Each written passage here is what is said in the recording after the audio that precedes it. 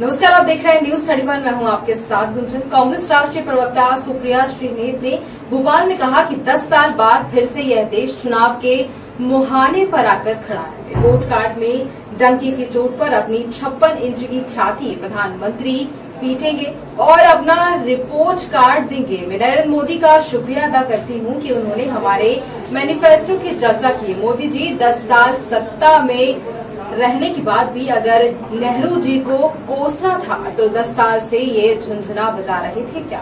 राहुल गांधी की न्याय यात्रा के दौरान हमने हर वर्ग से चर्चा की और अपना घोषणा पत्र बनाया।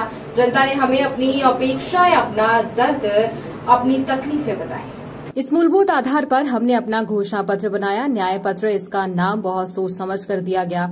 हमने अन्याय के खिलाफ न्याय पत्र निकाला है। युवा न्याय 30 लाख पद जो खाली पड़े हैं, हमारी सरकार उसको भरेगी। ऐसा कड़ा कानून बनाएंगे कि पेपर लीक करने वालों की रूह कांप जाए। एजुकेशन लोन को माफ करेंगे। अग्निवीर जैसी योजनाओं को खत्म करेंगे और 24 साल के युवाओं को रिटायर्ड नहीं होने देंगे।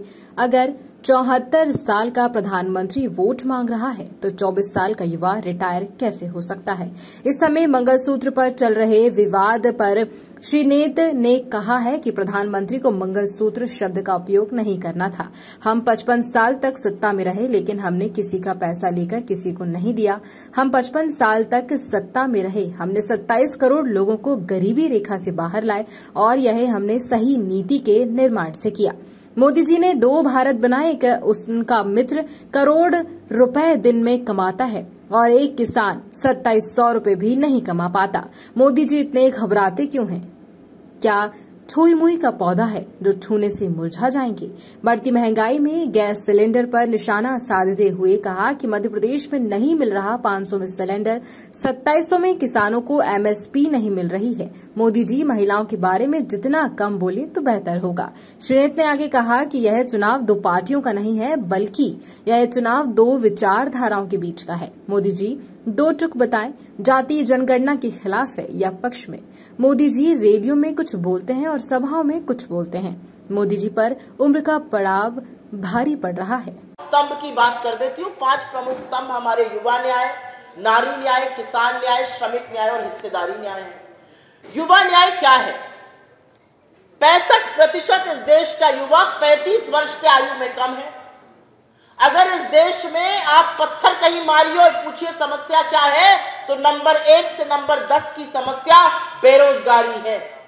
और बेरोजगारी इतनी भयावह है कि हर घंटे इस देश के 2 युवा आत्महत्या कर रहे हैं। आर्थिक तंगी के चलते, बेरोजगारी के चलते उनको अपना भविष्य अंधकार में नजर आ रहा है। तो हमारा घोषणा पत्र कहता है कि सरकार बनते ही जो 30 लाख सरकारी पद केंद्र सरकार में खाली पड़े हैं, उनको हम भरेंगे। हमारा घोषणा पत्र कहता है कि जो डिग्री और डिप्लोमा धारक हैं, उनको 1 साल के लिए अप्रेंटिसशिप एक्ट के अंतर्गत 1 लाख की अप्रेंटिसशिप मिलेगी, मतलब 8500 रुपए महीना। हमारा घोषणा पत्र यह कहता है कि पेपर लीक के चलते जिन बच्चों का भविष्य तबाह हो जाता है, उसके खिलाफ ऐसा कड़ा कानून बनेगा कि रूह कांप जाए पेपर लीक करने वालों की। पेपर लीक उत्तर भारत में, यहां तक कि मध्य प्रदेश, उत्तर प्रदेश, बिहार ऐसे राज्यों में बड़ी भयावह समस्या है।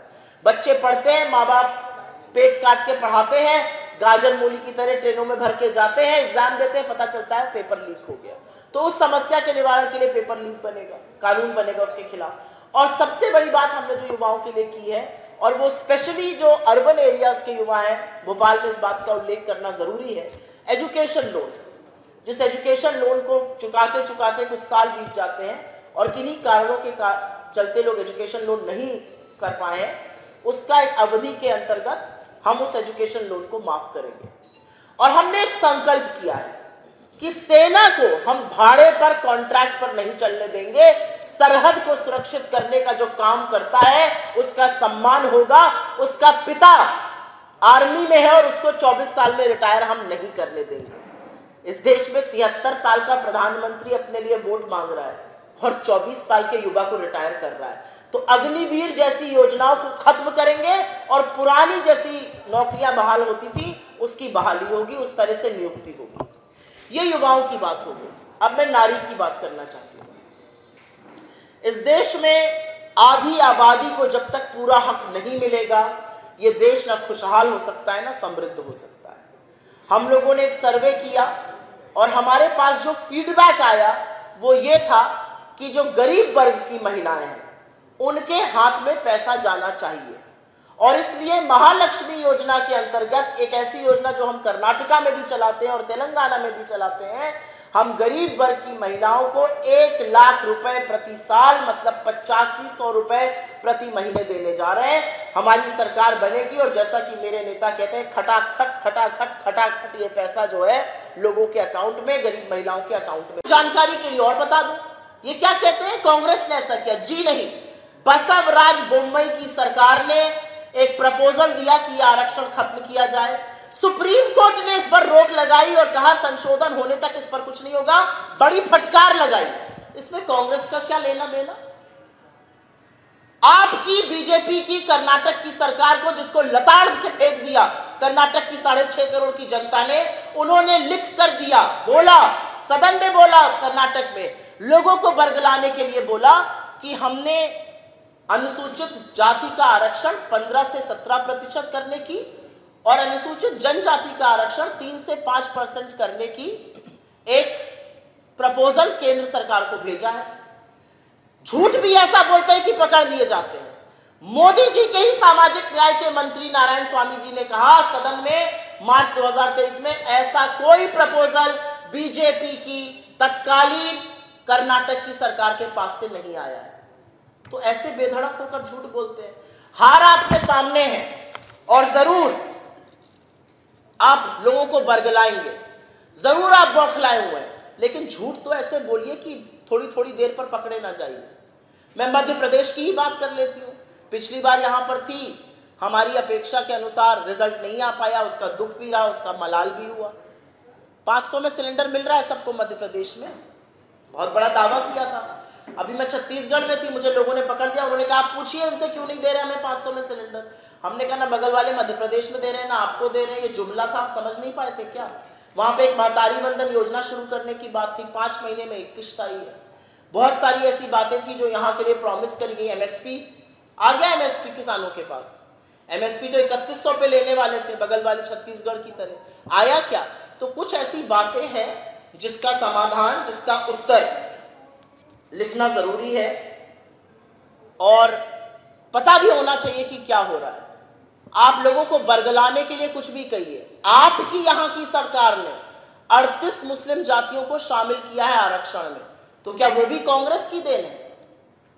तो मेरा अपना मानना है कि इधर उधर की बातें करने के बजाय, मां से मुर्गा, मां से मछली, मां से मीट ढूंढने के बजाय, जिस दिन इस देश के प्रधानमंत्री को मां से महंगाई, मां से महिला सुरक्षा और मां से मणिपुर नजर आ जाएगा, वो अनर्गल बातें नहीं करेंगे।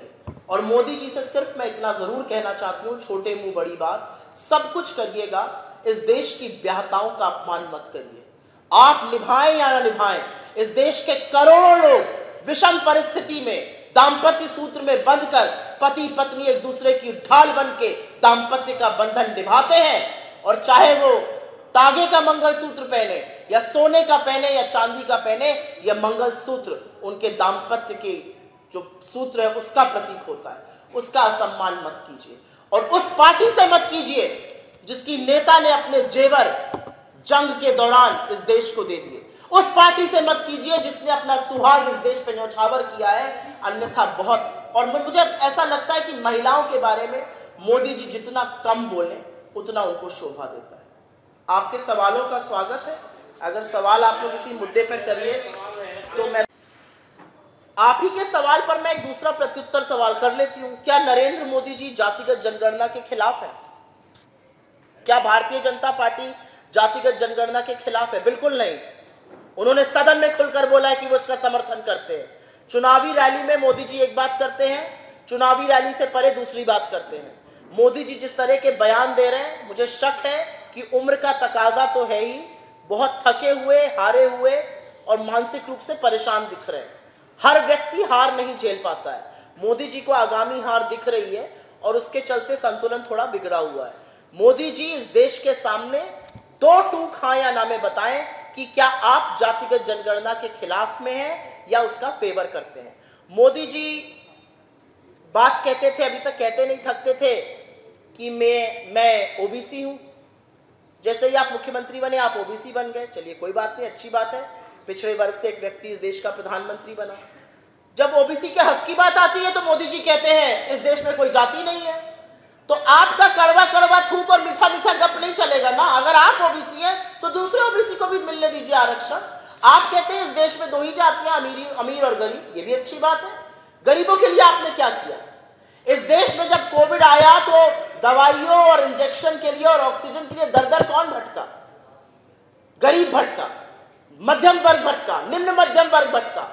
इस देश में जब मजदूरों को पैदल चिलचिलाती धूप में फफोले और छाले लिए चलाया गया तो कौन चला?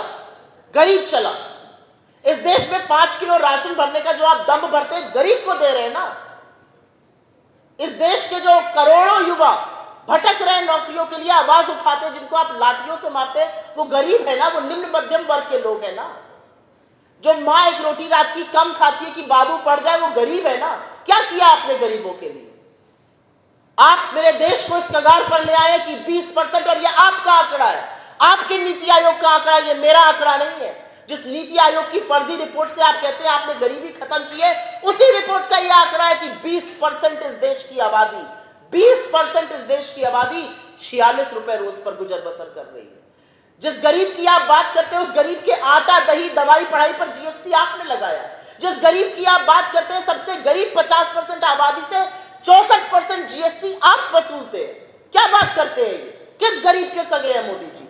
मोदी जी पूंजीपतियों के, अमीरों के सगे हैं, उनकी सरकार चलाते हैं, उनके लिए नीतियां और कानून बनाते हैं।